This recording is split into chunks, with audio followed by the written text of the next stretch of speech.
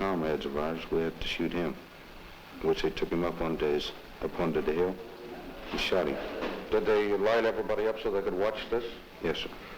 Well, then, did the Chinese order you out of that hut where the trial was held and you were forced to witness this execution? Yes, sir. Where did you end up?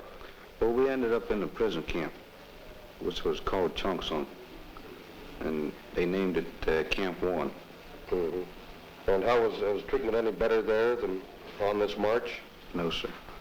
Well, Jim, I know it must be a strain, and we'll drop it here, and I want to wish you a speedy recovery. Thank you, sir. The summing up is perhaps best done for us by the former Supreme Commander, United Nations Forces in the Far East, General Mark W. Clark. General Clark, you've heard these repatriated prisoners of war. I know their stories are not new to you.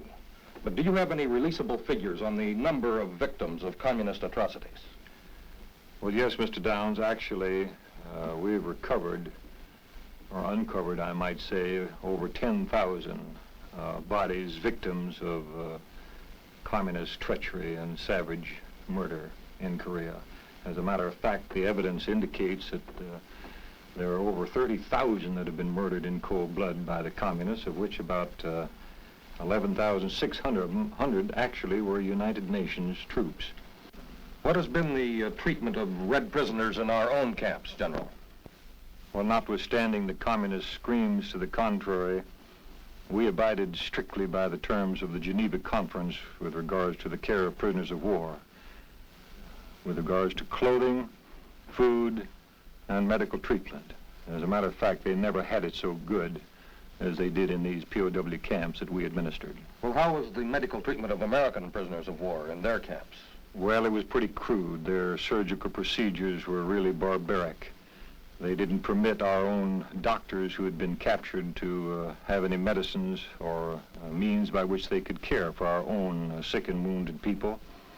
And we have evidence of many amputations that took place where no anesthetic was used at all. It was extremely crude. Well, it has been said, General, that the accepted communist medical prescription was a bullet. Would we find that was true? Oh, yes, we did. We found many cases of not only the bodies, but the evidence of some of the perpetrators and men who witnessed the cold-blooded shooting in the back of the head with a Russian-made bullet.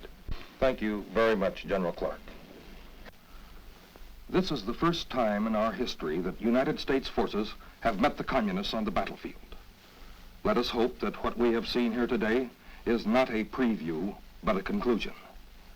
Yet within official files, there is sufficient evidence to show that these atrocities were all part of a premeditated campaign in Korea.